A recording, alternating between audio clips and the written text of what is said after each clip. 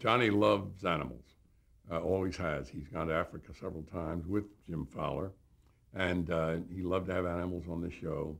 He loved because there was always great fodder there for accidents or strange things that could happen, and they did happen. And so that was always a running thing on the show.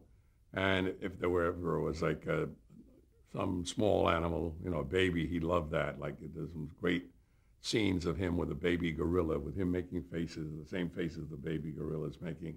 So he loved that. And he had a very, very observant line one night.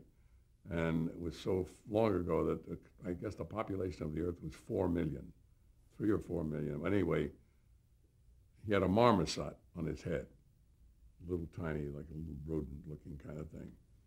And he looked over at me and he says, "Tell me, in this vast world of nearly 4 billion people, where there is another person with a marmoset sitting on his head."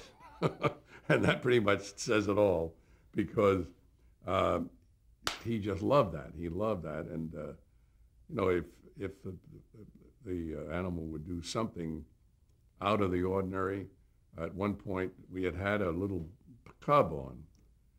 Joan Embry brought the cub. Then she brought the cub back. He was only this big. He'd only grown from here to here, but he now was a wild animal in that length of time. Here you'd fondle with him and so on.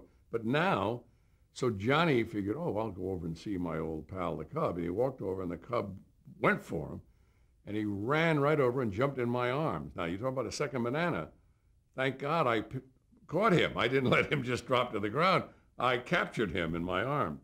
But he loved stuff like that. The minor bird that wouldn't speak. I mean, he had miles and miles and miles of entertainment out of stuff like that.